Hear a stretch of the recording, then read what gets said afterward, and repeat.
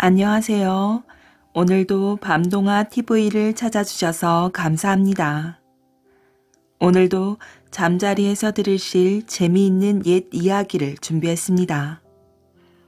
부임만 하면 첫날 밤에 죽어나간다는 어느 고을에 부임한 군수 이야기를 비롯하여 조치원의 아홉거리에 전해오는 뒤바뀐 새색시 이야기, 우리나라 산에 얽힌 흥미진진한 전설과 속담과 고사성어의 의미를 알 수 있는 재미있는 유래 이야기 등 오늘도 1시간 동안 편안한 옛 이야기 여행하시길 바랍니다. 넋을 달래준 군수. 경남 함양군 휴천면 목골에 함양 여씨의 여장군 묘가 있답니다. 이 묘는 풍수지리학적으로 노서하전이라고 하는데 늙은 지가 밭에 내려온 형상이라는 말이랍니다. 이 여장군은 고려 말에 활약했던 인물로 그가 세상을 떠난 뒤 오랜 세월 동안 후손이 없어 묘지를 관리하지 않았지요. 그런데 이상한 것은 함양 군수로 새로 부임해 오는 사람마다 첫날 밤에 죽고 말았어요. 이렇게 되자 아무도 함양 군수로 오지 않으려고 하였지요. 아무리 벼슬이 좋다고 해도 죽을 자리에 누가 가려고 하겠어요. 그때 전라감사를 지냈던 이서구라는 사람이 있었답니다. 그가 관직에서 쉬고 있을 때였지요. 그는 스스로 임금님을 배하라고 청하였어요. 소인이 함양 고을 군수로 가겠습니다. 윤허하여 주옵소서. 이렇게 자청해서 이서구는 함양 군수로 부임하게 되었답니다. 그는 담이 크고 용기를 타고난 사람이었지요. 그가 자청한 것은 벼슬이 탐이 나서가 아니라 함양 고을의 비밀을 파헤쳐보고 싶었기 때문이랍니다. 그는 군수가 되어 함양 고을을 향해 길을 재촉했어요. 왜 부임하는 첫날 밤에 죽는 것일까? 살해당한 흔적도 없고 독살된 것도 아닌데 부임하는 날 모두 죽는 이유가 무엇일까? 그들의 죽음은 한결같이 급사하였다는 것이었답니다. 그는 혹시 한을 품은 귀신의 소행이 아닐까 하는 생각을 하게 되었지요. 함양에 도착한 군수는 동원 주변에 양초불을 많이 켜서 대낮같이 밝혔어요. 그는 곡주 한 사발을 들이키고 동원에 앉아 한밤중이 되기를 기다렸답니다. 그리고 마음을 단단히 다져먹고 앞으로 일어날 사태를 기다리며 책을 읽고 있었지요. 삼경이 지난 후 조용하던 밤이 어수선해지는가 싶더니 갑자기 구름이 일고 천둥 번개가 치기 시작하였어요. 또한 바람이 으스스 불고 나뭇가지가 흔들렸지요. 바람은 차츰 광풍으로 변하고 대문이 흔들리기 시작하더니 동헌 주변 촛불이 모두 꺼졌답니다. 급기야 동헌의 문짝마저 흔들거렸어요. 군수는 을신연스러운 생각이 들었답니다. 아무리 대담하고 용기 있는 군수라도 겁을 먹지 않을 수 없었어요. 그는 마음을 다져먹고 닥쳐올 일을 기다렸답니다. 무슨 한이 있기에 이렇게까지 하는 것인가? 다시 밤 기운은 잠잠해지고 구름이 벗겨지며 달이 나왔답니다. 그때였어요. 투구를 쓴 장군이 장창을 들고 갑옷을 입고 나타났지요. 무서움 때문에 소름이 끼칠 정도였어요. 장군이 마루에 올라오자 신임 군수는 자기도 모르게 자리를 비켜주었어요. 나에게 절을 하거라. 군수는 보통 장군이 아니라는 생각을 하고 그에게 절을 하였답니다. 오늘이야말로 명관을 만났군. 그동안 함양 군수가 부임했다고 해서 내 소원을 말하여 한풀이를 하려고 하였다. 그런데 그때마다 그 애송이 같은 것들이 겁을 먹고 죽어 이제까지 소원을 풀지 못하였다. 오늘에야 명관을 만났으니 내 소원을 말하게 되어 반갑기 짝이 없다. 장군은 계속해서 말을 이었답니다. 이곳에서 10리 밖에 있는 휴청골 목동이라는 곳에 내가 묻혀 있느니라. 나는 고려 때 외적과 싸우다 거기서 병졸들과 함께 전사를 하였는데 그곳에 있는 내 무덤이 허물어져 백골이 드러날 지경이야. 굶주림 또한 심하지. 이런 이야기를 하는 것은 군수가 내 무덤의 손을 보고 제사를 지내주길 바라는 것이네. 그러면 나와 병졸들이 기가를 면하고 편히 영면할 것이네. 그 소원을 풀어달라는 것인데 군수들이 다 죽고 말았지. 그래, 오늘 신임 군수는 내 소원을 풀어주겠는가? 예, 제가 편히 쉬실 수 있도록 조치하겠습니다. 이렇게 말하자 벼랑간 여장군이 연기처럼 사라져버렸어요. 이튿날 아침, 아전들은 수의를 가지고 동원으로 들어왔답니다. 오늘도 틀림없이 신임 원이 죽었으리라 생각하였던 것이지요. 그런데 이 서구 군수는 큰 기침을 하며 방문을 열고 나오는 것이었어요. 오히려 아전들이 군수가 살아있는 것 자체가 더 이상하게 느껴질 정도였어요. 여봐라, 오늘부터 이 고을에는 아무 일도 일어나지 않을 것이다. 육방 관속들은 모두 정상적인 공무에 임하길 바란다. 그리고 이 방은 노인 잔치를 할 수 있도록 술과 음식을 준비하고 이 고을 노인들을 모두 불러 모아라. 이렇게 하여 노인 잔치를 하면서 간밤에 나타난 여 장군에 대해 노인들에게 물어보았지요. 그중 한 노인이 그 역사를 잘 알고 있었어요. 이서구 군수는 휴천에 친히 찾아가 허물어진 무덤을 발견했답니다. 그는 봉분을 다시 고치고 비석과 상석을 장만하여 장군 묘답게 복구를 해놓았어요. 그리고 위토를 장만하여 제사를 지내게 하였답니다. 그 후 함양고을은 잠잠해지고 아무 탈 없이 평화롭게 되었답니다. 박색곡의 전설. 기생 월매의 딸 춘향은 인물이 볼품없었지요. 눈은 쪽 찢어지고 코는 납작하고 입술은 두텁고 피부는 두꺼비처럼 울퉁불퉁하였답니다. 춘향은 우연히 만난 이몽룡을 보고 심장이 터질 듯 뛰었어요. 사랑에 빠진 것이지요. 그 마음이 병이 되어 결국 자리에 드러눕고 말았답니다. 그분을 한 번만 가까이에서 볼 수 있으면 좋으련만. 아이고 이 못난 것아. 기생딸이 귀한 집 도령을 좋아해서 어쩐단 말이더냐.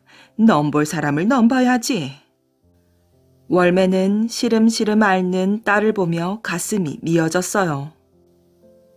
그때 춘향을 돌보던 몸종 향단이 눈에 들어왔지요.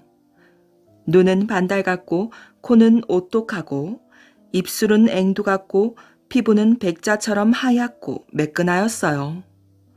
월매는 춘향을 살릴 좋은 생각이 떠올랐답니다. 얼마 뒤 향단이 곱게 차려입고 광안루에서 그네를 타고 있었어요. 이 몽룡의 몸종인 방자는 미리 월매에게 부탁을 받고 얼마간의 돈까지 챙긴 뒤였지요. 방자는 일부러 이몽룡을 향단이 잘 보이는 곳으로 데리고 갔어요. 네 집 처자인진 몰라도 참으로 곱구나. 이몽룡이 향단을 보며 감탄했지요. 기생 월매의 딸 춘향이지요.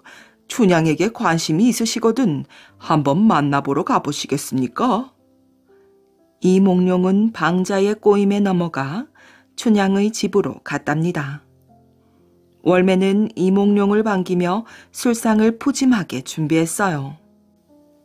이몽룡은 춘향이, 아니 향단이에게 푹 빠져 연거푸 술을 들이켰답니다. 결국 이몽룡은 잔뜩 취해 자리에 벌러덩 드러눕고 말았지요. 그러자 향단이 물러나고 진짜 춘향이 이몽룡에게 다가왔어요. 세상에, 꿈에서나 보던 분을 드디어 만나 뵙다니. 잠에서 깬 이몽룡은 옆을 지키던 춘향을 보고 깜짝 놀랐답니다.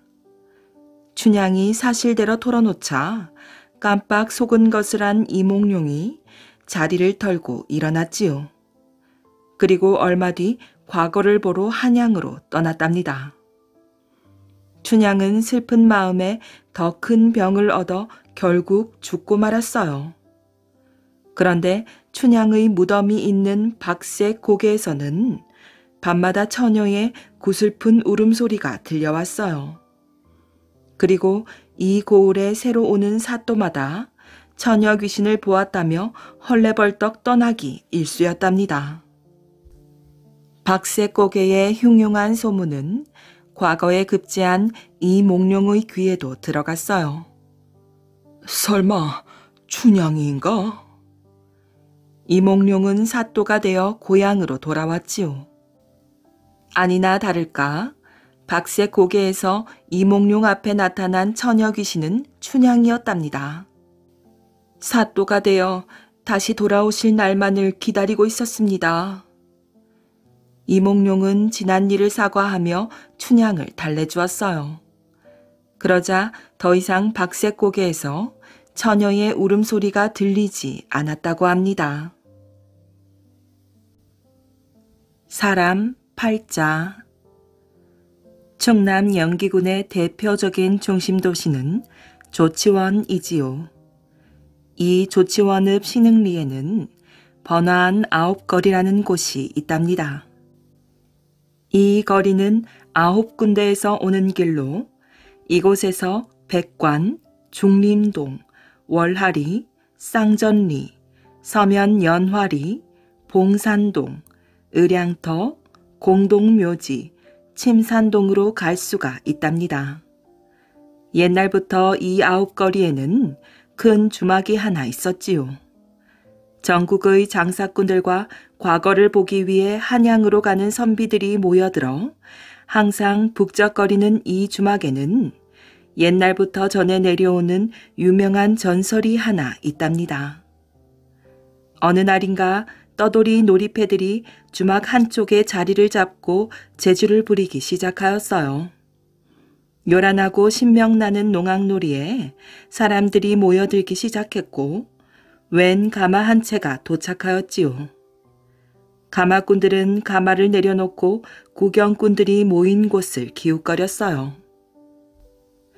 이때 다른 쪽에서도 똑같은 가마가 와서 먼저 온 가마 옆에 내려놓고 그들도 역시 사람들이 모여있는 곳을 비집고 안으로 들어갔답니다. 어린 소녀가 색동 저고리를 입고 부채를 가지고 밧줄 위에서 신기하게 춤을 추었어요. 얼마 지나지 않아 소녀의 재주 부리기가 끝나고 이어 젊은 줄꾼이 줄에 올라가서 요술쟁이처럼 앉았다 섰다 하며 재주를 부렸답니다.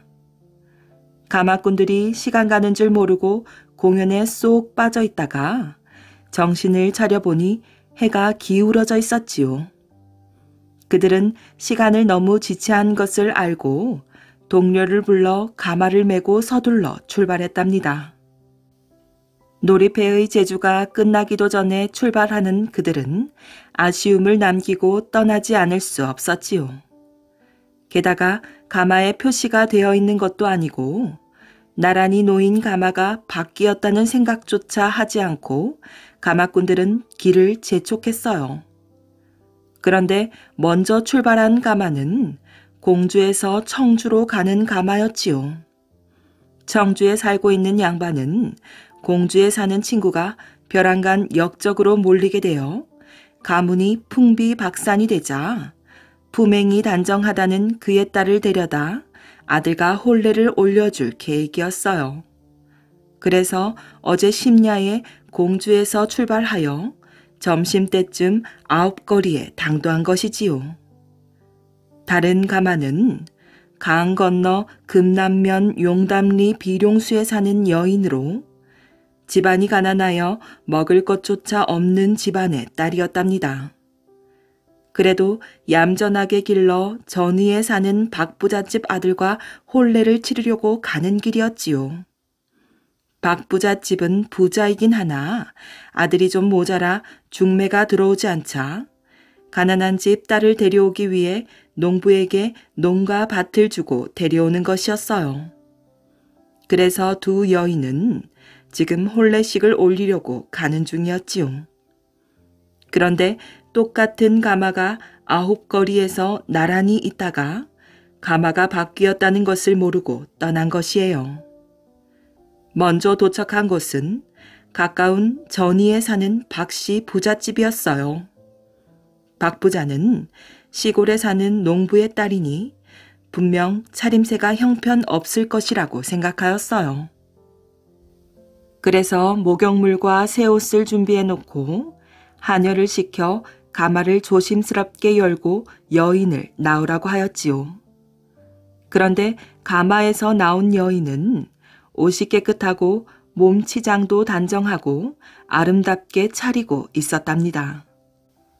그래서 박 부자는 아무리 가난한 집이라고 해도 시집 보내는 딸이니 미리 목욕을 시키고 깨끗한 옷을 입혀서 보낸 줄로 생각하고 안방으로 모셨지요. 한편 다른 가마는 청주를 향해 재촉하며 가고 있었어요. 오늘 안으로 들어가야 내일 혼례를 치를 수 있었지요. 아까 아홉거리에서 빼앗긴 시간 때문에 청주에 늦게 도착하니 어두워지기 시작했답니다. 주인은 가마꾼들에게 수고했다고 말하며 아무에게도 말하면 안 된다고 다시 한번 주의를 주었답니다. 주인은 하인들에게 피곤할 테니 가서 쉬라며 술값으로 돈꾸러미 한 뭉치를 주었지요. 그리고 하녀를 시켜 가마에서 내린 친구의 딸을 준비한 방으로 모시게 하였답니다.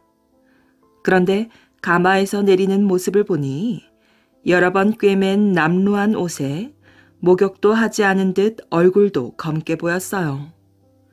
청주 친구는 혼잣말로 중얼거렸지요. 이 친구가 역적의 누명을 쓰더니만 딸에게 남루한 옷을 입혀 변장을 시켜 보냈구먼. 그는 하녀에게 일러 목욕을 시킨 후 새 옷으로 갈아입혔어요. 그리고 다음날 사람들이 모인 가운데 성대하게 혼례식을 올렸답니다. 그 뒤 세월이 많이 흘렀지요. 다행히 역적으로 몰렸던 공주 친구가 누명을 벗게 되었답니다. 그래서 흩어졌던 가족들이 더 이상 숨어 살 필요가 없게 되자 청주에 사는 친구는 사돈집의 소식을 듣고 너무 기쁜 나머지 며느리에게 말하였어요. 하가, 이제는 친정집에 다녀와도 좋다. 너의 친정은 역적의 누명이 벗겨졌단다. 얼마나 기쁘겠느냐. 그런데 며느리는 무슨 말인지 알아듣지 못하는 것 같았답니다. 며느리는 시아버지의 말에 아무 대꾸도 하지 않고 무슨 영문인지 모르는 듯 어리둥절한 표정을 짓고 있었지요. 역적으로 몰려 마음고생이 얼마나 심했으면 대답까지 못하는구나. 그는 며느리를 가마에 태워 하인들을 시켜 친정집에 다녀오라며 보내었답니다. 그때쯤이었어요. 전위에서도 혼례를 마치고 나니 어리석고 부족한 신랑과 신혼을 보내고 있는 새 아기는 매일 눈물로 세월을 보냈답니다. 그 사실을 알고 박 부자는 며느리가 친정집에 한번 다녀오면 괜찮아지겠지 하는 생각을 하였어요. 그래서 하인을 시켜 비룡수 친정에 다녀오라고 하였답니다. 그런데 가마를 타고 간 새댁은 깜짝 놀랐어요. 자신의 집은 공주에서 제일 가는 큰 부잣집이었지요. 한때 역적으로 몰려 집안이 풍비박산되기는 했지만 친정이라 해서 찾아간 곳이 비룡수에 다 쓰러져가는 어느 농부집이니 기가 막혔지요.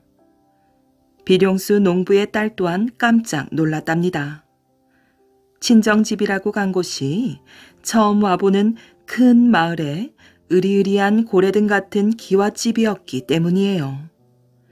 뒤늦게 가마가 바뀐 사실을 알고 양쪽에서는 어떻게 수습해야 할지 난감했지요. 이런 일은 복잡한 아홉거리에서 생긴 일이랍니다. 이곳 아홉거리에서 이런 일이 일어났을 정도로 영기군 조치원은 지금도 복잡한 교통의 중심지랍니다. 충성스러운 필부. 필부는 신라 태종 무열왕 때의 충신이랍니다. 사량부 사람인 그는 워낙 용기와 지혜가 뛰어났을 뿐만 아니라 절개가 굳어 일찍이 많은 사람들의 존경을 받고 있었지요. 그런데 그 무렵 백제와 고구려와 말갈이 서로 동맹을 맺고 신라를 치려고 노리고 있어 나라가 몹시 위태로웠어요. 태종 무열왕은 생각 끝에 충성스러운 신하인 필부를 고구려와 국경지대에 있는 칠중성의 현령으로 삼았답니다. 태종 무열왕은 필부를 그곳으로 보내면서 간곡하게 당부를 하였지요. 그대를 믿고 보내요. 칠중성은 워낙 외로운 성이지만 예로부터 매우 요긴한 곳이요. 공이라면 능히 그곳을 지켜줄 것이요. 공은 부디 나라를 위해 충성을 다해 주길 바라오.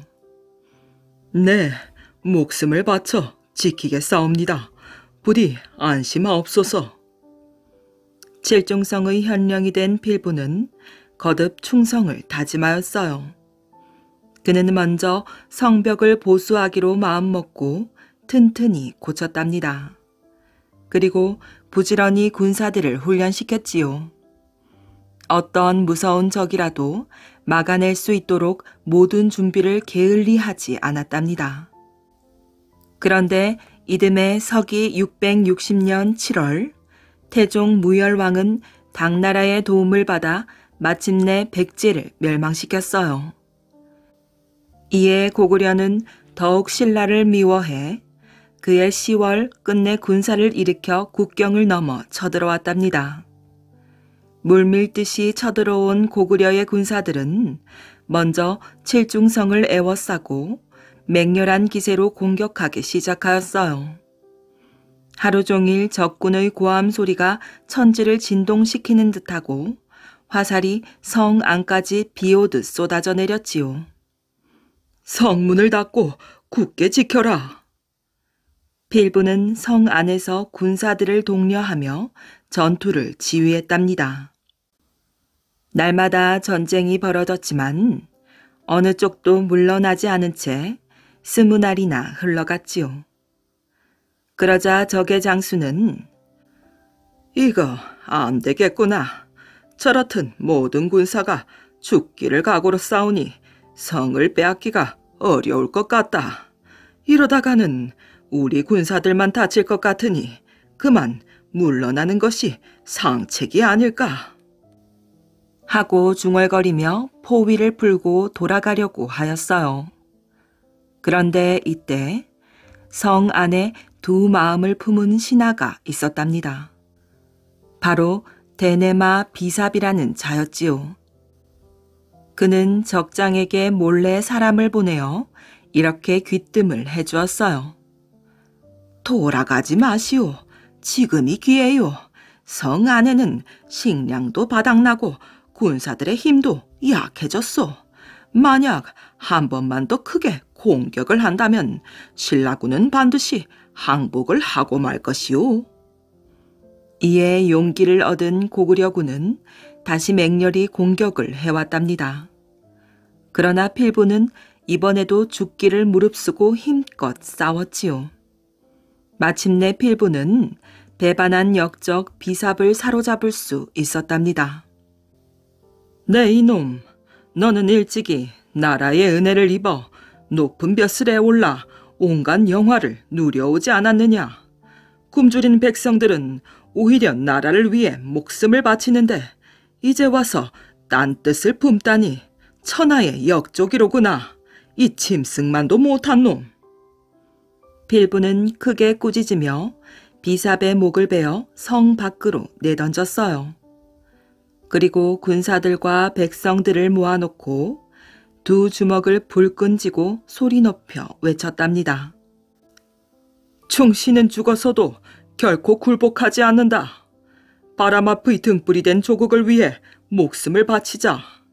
자, 나아가 마땅히 힘써 싸우자. 나라의 운명이 오직 이 싸움에 달렸다. 부상한 군사들은 앞을 다투어 아픈 몸을 일으켜 칼을 들고 활을 쏘며 싸웠답니다. 그러나 사력을 다해서 싸웠지만 역부족이었지요. 워낙 오랜 전쟁에 시달렸기 때문에 이미 반 이상이 죽거나 큰 부상을 당해 더 이상 적을 막아낼 수가 없었어요. 고구려 군사들은 바람을 이용해 불을 놓고 끝내 성벽을 넘어서 쳐들어왔어요. 막아라! 필부는 얼마 남지 않은 부하들과 더불어 끝까지 대항해 싸웠답니다. 그러나 큰 비 오듯이 무섭게 쏟아지는 화살에 온몸이 고슴도치처럼 되었답니다. 필부, 그대가 끝내 장렬히 전사했구려. 태종 무열왕은 필부의 안타까운 죽음을 전해 듣고 크게 슬퍼하였어요.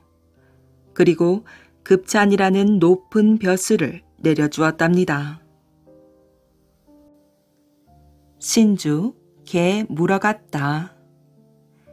옛날 어느 마을에 욕심 많은 서당 훈장이 있었답니다.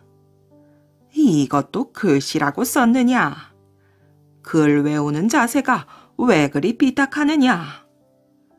훈장은 아이들의 꼬투리를 잡아 늘 꾸짖었어요. 과거를 보러 가겠습니다. 허락해 주십시오. 하루는 한 아이가 큰 결심을 하고 말하였어요. 무슨 소리냐? 누굴 웃음거리로 만들려고 그러는 것이야? 훈장은 아이에게 서당에 계속 나오라고 하였답니다. 그래야 돈을 받을 수 있기 때문이지요. 몇 년이 흘렀어요. 아이가 커서 듬직한 젊은이가 되어 장가를 들게 되었답니다. 훈장님, 며칠 뒤에 장가를 갑니다. 그래, 장가를 가더라도 글은 계속해야 하느니라. 네. 그리고 장가를 갈 때 콩을 5대만 볶아 먹고 가거라. 무엇 때문에 콩을 볶아 먹고 가라 하십니까? 콩을 먹고 가야 각시가 좋아하느니라. 될 수 있다면 더 많이 먹고 가도 좋으니라. 그래서 젊은이는 콩을 잔뜩 볶아 먹고 혼례를 치렀답니다. 뿌지직 뿌직. 아니, 무슨 소리입니까? 전날 밤에 새색시가 깜짝 놀라 소리쳤어요. 불을 켜고 보니 신랑이 똥을 싼 게 아니겠어요? 이게 어찌된 일입니까? 서당 훈장님이 콩을 많이 볶아 먹고 가야 새색시가 좋아한다고 하길래. 젊은이가 얼굴을 붉히며 말꼬리를 흐렸답니다. 그래요? 못된 훈장 같으니라고? 새색시는 훈장이 너무 괘씸해서 어떻게 골탕 먹일까 하고 곰곰이 생각하였지요. 그때 아주 좋은 꾀가 떠올랐어요. 훈장님께 선물을 해야겠어요. 그거 참 좋은 생각이요, 부인. 젊은이는 맞장구를 치며 좋아했지요. 새색 씨는 볏짚을 가져와 똥을 싼 뒤 보자기에 잘 싸서 서당 훈장에게 보내었답니다. 훈장은 새색 씨의 선물을 받고 무척 흐뭇해했어요. 참으로 훌륭한 제자야. 훈장은 서당에서 글을 배우는 아이들을 모아놓고 선물을 풀도록 하였답니다.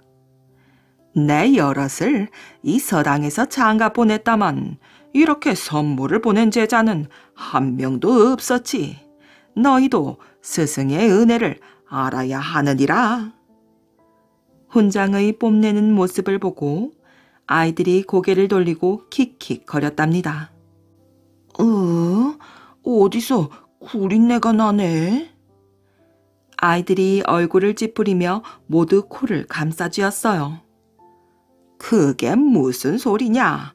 어서 선물 꾸러미를 마저 풀기나 하거라. 그런데 보자기를 열어보니 누런 된장 같은 것이 냄새가 아주 고약했어요. 훈장은 재빨리 그것을 내다버렸지요. 훈장은 생각할수록 분하고 화가 나서 기르던 개를 냅다 걷어찼답니다. 낮잠을 즐기다 느닷없이 당한 개는 집 한켠에 있는 사당으로 기어들어갔어요. 옛날에는 집집마다 사당이 있었는데 그곳에 조상의 혼을 모시는 신주가 들어있었지요. 그런데 주인한테 얻어맞은 개가 사당에 들어가 신주를 물고 나가버렸어요. 훈장 집은 발칵 뒤집혔지요. 신주를 잃어버렸으니 조상 볼 낯이 없는 데다가 양반 채통이 말이 아니었기 때문이랍니다. 훈장은 개가 갈 만한 곳이나 개구멍을 찾아다녔어요. 그러나 신주는 보이지 않았답니다. 젊은이가 마침 그곳을 지나가다가 개구멍을 살피는 훈장을 보고 물었지요. 훈장님, 무얼그리 찾으십니까? 훈장은 차마 신주 찾는다는 소리는 못하고 헛기침만 하였답니다. 젊은이는 사람들한테 훈장이 신주를 잃어버렸다는 이야기를 들었기 때문에 하늘을 올려다보며 혼잣말처럼 말하였어요. 아까 어떤 개가 신주를 물고 가던데. 뭐라고? 신주를? 훈장은 얼굴이 불그락 푸르락 하였어요. 이보게 제발 아무에게도 말하지 말게나. 젊은이는 아무 말 없이 헛기침만 하였답니다. 만일 서당 훈장이 정직하게 아이들을 가르쳤다면 이런 봉변은 당하지 않았겠지요. 그 다음부터 귀중하게 아끼는 것을 아무도 모르게 빼앗기는 것을 신주 개에 물어갔다라고 하였답니다. 온천 이야기. 아주 오랜 옛날에 절름발이 할머니가 살았어요. 할머니는 절뚝거리는 다리를 고치느라 좋은 약이란 약은 다 써보았지요. 그러나 좋은 약도 그때뿐이었어요. 약을 쓸 때는 괜찮아지는 듯 싶다가 며칠 뒤면 다시 다리를 절뚝거리는 거였답니다. 아이고, 늙은 것도 서러운데 다리까지 성취를 하느니 하고 할머니는 한숨을 내쉬었어요. 그러던 어느 날 학 한 마리가 다리를 절뚝거리며 할머니 집 주위를 빙글빙글 맴도는 것이었어요. 네 신세랑 내 신세가 어쩜 그리도 똑같으냐 하며 할머니가 혀를 끌끌 찼답니다. 혼자 살던 할머니에게 학은 좋은 친구가 되었어요. 그래서 먹이도 던져주고 자신의 속마음도 털어놓으며 하루하루를 보내었어요. 그런데 하루는 날마다 찾아오던 학이 보이지 않는 것이었어요. 할머니는 노을이 빨갛게 물들 때까지 목이 빠져라 기다렸답니다. 노란 달님이 구름 사이로 수줍게 얼굴을 내밀 때였어요. 마당으로 학이 포르르 날아오는 것이었지요. 할머니는 학을 끌어안으며 눈물을 글썽였어요. 어디 갔다가 이제야 오는 것이냐. 할머니의 말을 알아듣기라도 한 듯 학의 눈가에도 눈물이 송글송글 맺혔답니다. 학은 부리로 할머니의 어깨를 톡톡 두드리고는 빙그르르 마당을 한 바퀴 돌았어요. 그런데 이게 웬일이지요? 학이 다리를 절지 않고 두 발로 총총총 걸어다니는 거였어요. 할머니는 눈을 비비며 다시 한번 학의 모습을 뚫어져라 쳐다보았어요. 참으로 신기한 일이네. 어떻게 해서 학의 다리가 다 나았을꼬. 잠시 후 학이 어디론가 날아갔어요. 할머니도 다리를 절뚝거리며 학이 날아가는 곳을 따라갔지요. 학이 도착한 곳에 다다르자 거기에는 샘물이 김을 모락모락 내며 솟고 있었어요. 할머니는 샘물 속에 손을 넣어보고 깜짝 놀랐답니다. 이럴 수가, 물이 데운 것처럼 따뜻하네. 그때였어요. 학이 다리를 물속에 담그며 할머니에게 따라해보라는 신용을 하였답니다. 할머니도 고개를 끄덕이며 샘물 속에 다리를 푹 담궜지요. 아이고 따뜻하다. 정말 좋구나. 할머니는 피곤함이 눈 녹듯이 풀리는 것 같았답니다. 얼마쯤 지났을까? 할머니가 샘물 주위를 걷기 시작했어요. 아니, 이게 꿈이야 생시야. 절름거리던 할머니의 다리가 말끔히 나았던 것이지요. 할머니는 기쁨의 눈물을 주르르 흘렸답니다. 하느님, 정말 고맙습니다. 마을로 내려온 할머니는 마을 사람들에게 그동안에 있었던 일을 이야기해 주었어요. 그 말을 들은 마을 사람들은 하나같이 할머니의 그 착한 마음씨 때문에 하늘이 감동했나 봅니다. 하며 자기 일처럼 기뻐했어요. 그때부터 사람들은 뜨거운 물이 나오는 샘물을 온천이라고 불렀답니다. 겉다르고 속 다른 중국 제나라에서 있었던 일이랍니다. 너희들은 오늘부터 남장을 하여라. 하하하. 제나라의 왕 영공은 궁중의 여인들에게 남장을 시켜놓고 감상하는 별난 취미가 있었답니다.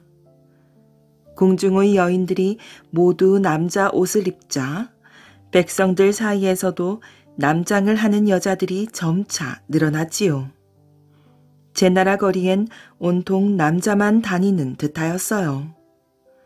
이렇게 이상한 풍속이 생겨나자 당황한 것은 오히려 영공이었답니다.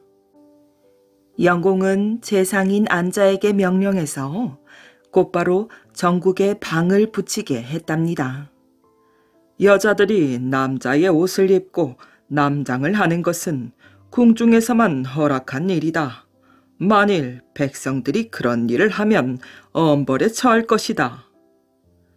그러나 이상하게도 남장 풍속은 쉽게 없어지지 않았답니다. 답답해진 영공은 제상인 안자를 불러 물었지요. 금지령을 내리고 무거운 벌을 준다고 해도 왜 남장 풍속이 고쳐지지 않는 것 같소? 그러자 안자는 다음과 같이 대답했지요. 왕께서는 궁중의 여자들에게는 남장을 하라고 하시면서 백성들에게만 하지 말라고 하십니다. 이는 마치 밖에서는 양머리를 걸어놓고 안에서는 개고기를 파는 것과 같은 이치이지요. 궁중에서도 남장을 못하게 하십시오. 그러면 백성들 사이에서도 그런 풍조가 자연히 없어지게 될 것입니다. 이 말은 어미개가 옆으로 걸으면서 아들개에게는 똑바로 걸으라 하면 아들개가 똑바로 걸을 리가 있겠느냐는 말이지요. 안자의 말을 들은 영공은 하는 수 없이 궁중에서도 남장을 금지시켰어요. 그러자 얼마 후 백성들 사이에서도 남장 풍습이 사라졌다고 합니다. 또 다른 예가 있지요. 역시 중국의 춘추 시대에 제나라에 부하를 수천 명 거느린 유명한 도둑 도척이란 자가 있었답니다. 우리 강도에게도 군자와 같은 예가 있도다. 강도를 하러 들어갈 때 먼저 들어갈 수 있는 것은 용이요, 맨 나중에 나올 수 있는 것은 의다. 사람들은 이 말에 대해 도척이 공자 말씀을 인용하는 것은 양의 머리를 걸어놓고 말린 말고기를 파는 것과 같은 이치지 라고 하며 양두구육을 통해서 그를 비꼬았지요. 이 두 이야기에서 유래된 양두구육은 양의 머리를 걸어놓고 개고기를 판다는 뜻이랍니다.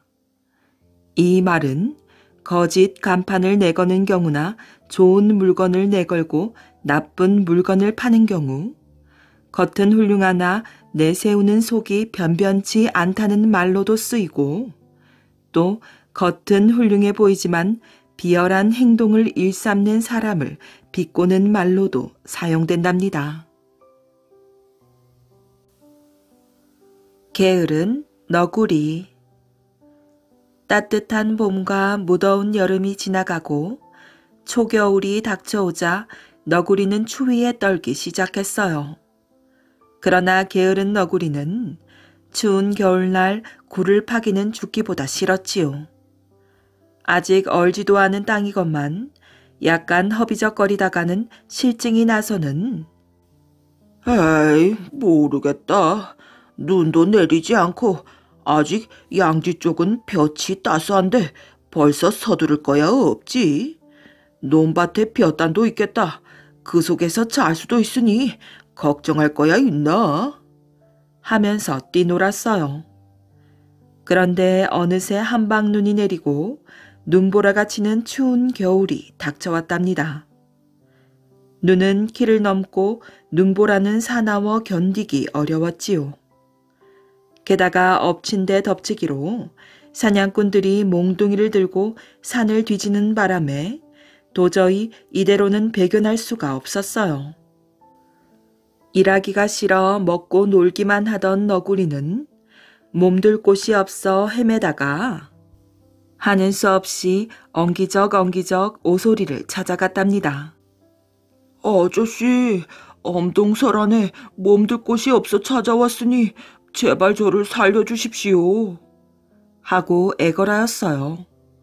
마침 오소리도 스산한 겨울날에 문밖 출입을 하기 싫어하던 차라 너구리를 부려먹을 궁리가 났답니다.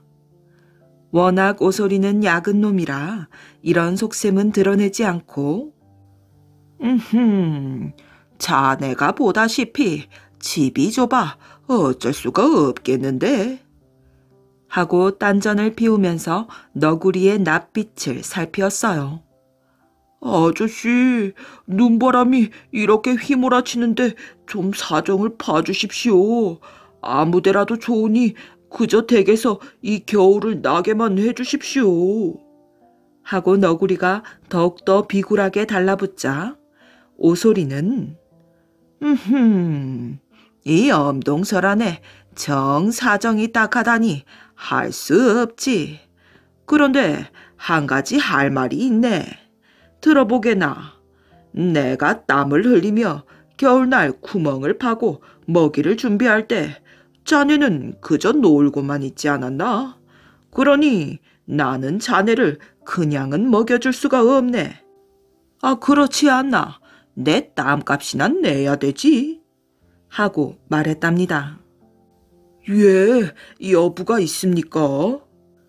그럼 자네가 내 오줌똥을 받아내겠나? 내 힘이 없어서 그러네. 아이고, 그저 분부대로 합지요. 하면서 너구리는 코가 땅에 닿도록 절을 했어요. 이날부터 너구리는 오소리의 굴에서 함께 살며 매일 오소리의 꼬리 밑에 등을 대고 기다려서는 오줌똥을 다 쳐내었답니다.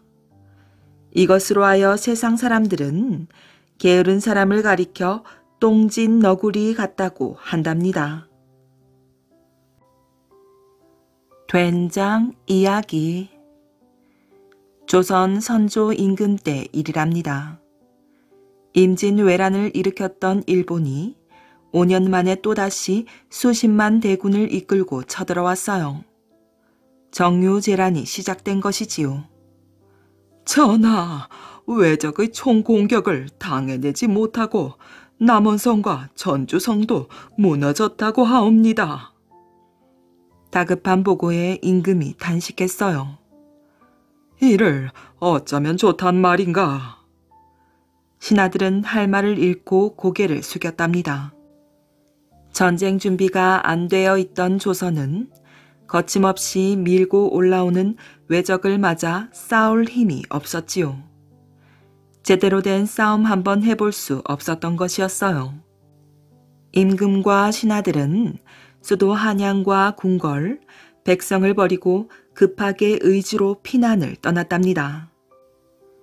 이순신 장군과 전국 각지에서 일어난 의병들이 목숨을 걸고 싸웠지만 나라는 외적에게 짓밟혀 쑥대밭이 되고 말았지요. 1년 반 정도의 피난살이를 마친 임금이 한양으로 돌아왔어요. 전쟁의 참상은 말로 표현할 수 없을 정도로 끔찍했답니다. 집들은 불타고 들판에는 전쟁, 굶주림, 전염병으로 죽은 사람들의 시체가 산을 이루었지요. 임금이 침통한 표정으로 입을 열었답니다. 적들이 멧돼지처럼 돌진해 오는데 싸울 힘이 없으니 다시 피난을 가야 하지 않겠느냐. 어디로 가면 좋을지 말해보라. 피난을 반대하는 신하는 없었답니다. 모두들 한양을 지키고 싶은 마음이야 컸지만 어쩔 수 없는 일이라는 듯 우물우물 의견을 내었어요. 파주로 가시는 게 어떻게 싸웁니까? 파주보다는 강화도가 더 안전할 듯 하옵니다. 여러 의견이 오가다가 평안북도 영변이 좋겠다는 의견이 나왔어요. 이 영변은 땅이 기름져서 농산물이 많이 납니다. 많은 사람들이 오랜 시간 머물러야 하는 피난지로 영변만한 곳이 없을 듯 하옵니다. 임금이 고개를 끄덕이자 몇몇 신하들이 적극 찬성을 하고 나섰답니다. 영변이라면 구룡강이 있어 적의 공격을 막는데도 유리합니다. 만약의 경우에는 압록강을 건너 중국으로 갈 수도 있습니다. 신하들의 의견이 영변으로 모아지고 있을 때였어요.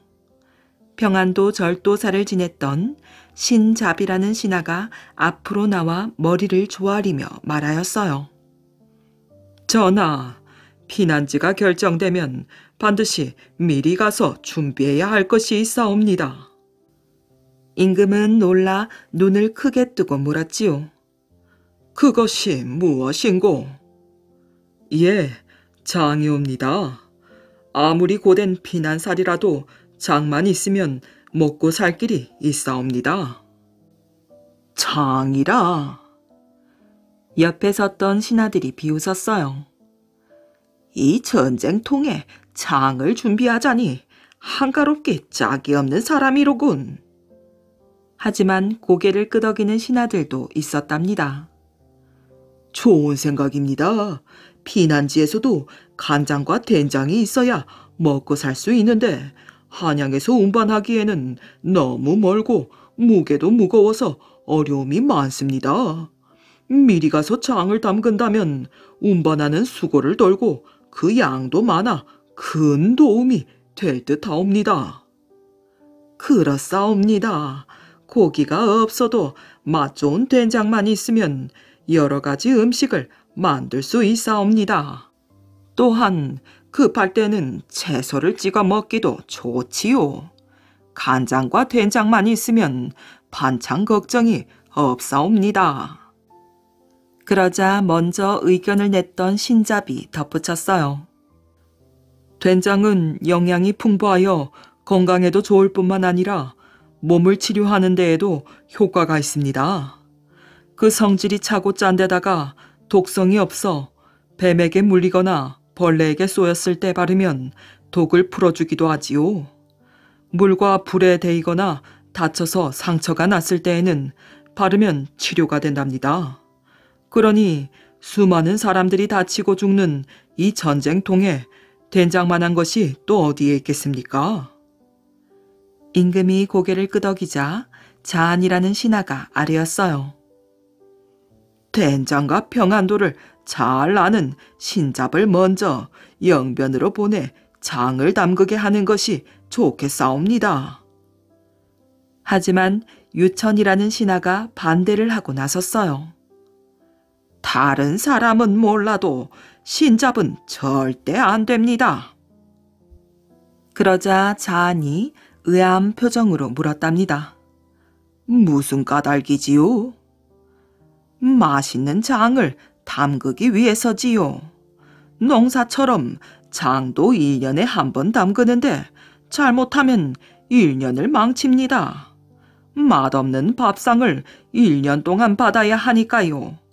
그래서 장은 부정한 사람을 막고 몸과 마음을 깨끗이 한 다음 좋은 날을 잡아 담그는 것입니다. 책력에 따르면 신일은 장을 담그는데 좋지 않은 날입니다. 유천의 대답을 들은 자안이 어처구니 없다는 표정을 지으며 말하였어요. 아니 그럼 신잡의 성이 신이라서 안 된다는 거요. 신일의 신은 매울 신이고 신잡의 신은 성씨예요. 소리는 같지만 한자가 전혀 다릅니다. 머쓱해진 유천은 헛기침을 하며 우물쭈물 뒤로 물러섰지요. 저는 다만 장을 담글 때는 신중해야 한다는 뜻이었습니다. 임금은 자안의 의견을 받아들여 신잡을 장 담그는 관리 합장사로 임명하고 영변으로 파견했어요. 한시도 지체 말고 바로 가서 장 담글 준비를 시작하라. 내 친히 장맛을 보리라. 예, 성은이 망극하옵니다. 신잡은 서둘러 길을 떠났답니다. 영변에 도착했을 때는 가을 거지가 끝나고 김장과 메주 쑤기가 한창이었어요. 신잡은 노랗게 잘 익은 메주콩을 구분했지요. 그리고 벌레가 먹었거나 썩은 것을 골라내었어요. 커다란 함지박에 굵고 단단한 콩들이 가득 찼어요. 콩들은 햇빛을 받아 반짝반짝 빛났답니다. 신잡은 잘 여문 콩을 만져보며 감사 기도를 올렸어요. 천지신명이시여 감사하나이다. 본격적인 메주 쑤기가 시작되었어요. 먼저 우물물을 길어 메주콩을 씻은 다음 가마솥에 붓고 장작불을 지폈지요. 장작불이 이글이글 타오르고 가마솥에서 김이 모락모락 피어올랐어요. 얼마쯤 지나자 콩이 익는 구수한 냄새가 사방으로 퍼져나갔어요. 콩이 무르익으면 절구에 놓고 찧었지요. 두 사람이 마주보고 서서 번갈아가며 찢는 것이에요. 쿵, 쿵. 메주를 찢는 사람들 이마에 구슬땀이 맺혔답니다. 찌을수록 굵은 콩알은 납작납작 으깨졌어요. 콩알이 듬성듬성 보일 쯤 신잡이 말하였지요. 그만하면 되었다. 꺼내어 메주를 만들어라. 메주는 목침처럼 네모난 각이 생기도록 만들었어요. 볏짚을 깔고 2, 3일간 말린 다음 지푸라기로 끈을 매달아 바람이 잘 통하는 처마 밑에서 오랫동안 말렸답니다. 시간이 지나면서 메주에서는 꽃이 피듯이 곰팡이가 피어났어요. 신잡의 입가에는 만족스러운 미소가 감돌았답니다. 할아버지 수염 같은 곰팡이도 피고 그늘에 사는 이끼 같은 곰팡이도 피고 훌륭한 메주가 되어가고 있구나. 메주가 잘 뜨고 있었던 거예요. 그렇게 한 달이 지났지요. 한양에서는 아무 소식도 들려오지 않았지만 신잡은 장 담글 준비를 서둘렀어요. 아침 일찍 일어나 깨끗하게 목욕을 하고 천지신명께 절을 올렸답니다. 모쪼록 맛있는 장이 되게 해주소서. 첫 새벽에 우물물을 길어 소금물을 만들고 메주를 깨끗이 씻어 햇볕에 말렸답니다. 그런 다음 차곡차곡 항아리에 넣고 소금물을 부었지요. 맨 위에는 빨갛게 달군 참숯을 띄우고 꼭지를 떼지 않고 불에 구운 붉은 고추와 빨간 대추도 띄었답니다. 그리고 항아리 위에는 망사를 씌워두었어요. 햇볕이 쨍쨍한 날에는 볕을 쪼이고 비가 내릴 때는 뚜껑을 덮어 빗물이 스며들지 않게끔 한 것이지요. 그렇게 해서 불순물과 냄새를 없애고 맑은 장을 만들었답니다. 한양에서는 여전히 소식이 없었지만 항아리 속의 장은 맛있게 익어갔어요. 이 30일이 지나고 메주를 건졌답니다. 건진 메주에 골고루 소금을 뿌리고 간장도 좀 쳐서 질척하게 개었지요. 그리고 항아리에 꼭꼭 눌러 담은 다음 웃소금을 뿌렸답니다. 이제 비로소 된장이 만들어진 것이에요. 하지만 한양의 임금과 신하들은 영변으로 피난을 오지 않았답니다. 이순신 장군이 벌떼처럼 몰려오는 왜적들을 당당하게 물리쳤거든요. 거북선을 앞세우고 바다로 나가 목숨을 걸고 싸운 것이에요. 왜적들은 이제 이순신이라는 이름만 들어도 벌벌 떨며 물러설 지경이었지요. 전쟁이 막바지에 이른 것이에요. 그러던 어느 날 한양에서 전령이 달려왔어요. 산 좋고 물 좋은 영변 된장 맛이 궁금하구나. 수라상에 올릴 된장을 가지고 한양으로 돌아오너라. 신잡은 작은 항아리에 된장을 담아가지고 한양으로 돌아왔어요. 임금은 된장 맛을 보고 몹시 감탄했답니다. 된장이 이처럼 맛있는 줄 내 미처 몰랐구나. 하지만 신잡이 담근 영변의 된장은 결국 근처에 사는 백성들에게 돌아갔답니다. 전쟁이 끝나 임금이 피난을 가지 않았고 무엇보다 전쟁을 치른 백성들의 생활이 말할 수 없이 비참했거든요. 백성들에게 한 줌의 된장은 곧 생명과도 같았답니다. 된장만 있으면 불이라도 뜯어서 끓여 먹을 수 있지.